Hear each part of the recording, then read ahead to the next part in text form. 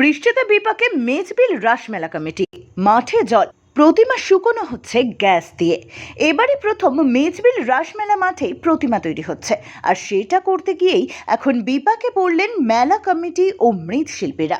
দুদিন থেকে বৃষ্টি হচ্ছে, শুক্রবার তো দিনভর ভারী বৃষ্টি হয়।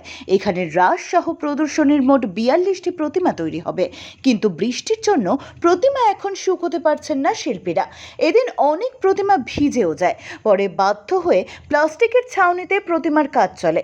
কিন্তু আগামী 5ই নভেম্বর রাস পূর্ণিমা, 8 তারিখ শ্যামা পুজো, আর 9 নভেম্বর থেকে শুরু হবে রাসমেলা। তাই বাধ্য হয়ে গ্যাসের সিলিন্ডার লাগিয়ে আগুনের তাপ দিয়ে ভিজে যাওয়া প্রতিমা শুকোতে শুরু করেছেন মৃৎশিল্পীরা। শিল্পী লোকনাথ রায় ও গোপীনাথ রায় জানান, এছাড়া বুদ্ধি নেই, আমাদের বাড়িও অনেক দূরে। এদিন সকালে এসে দেখি কিছু প্রতিমা ভিজে গিয়েছে, তাই গ্যাস দিয়ে শুকোচ্ছি।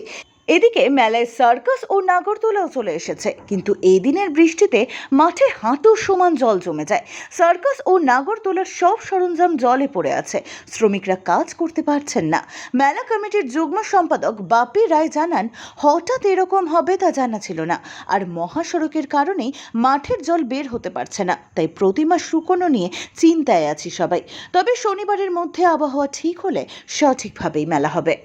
Bureau report, Falakata Times. আচ্ছা দাদা, এই যে বৃষ্টি হচ্ছে, আপনারা তো এই প্রতিমার কাজ করছেন মেজবিল রাসমেলায়, কেমন সমস্যা হচ্ছে? সমস্যা তো খুবই খারাপ। তার মানে এই পরিস্থিতিতে হবে এটা তো আগেও জানতাম না। হ্যাঁ, এইভাবে প্লাস্টিকও টানানো করে মানে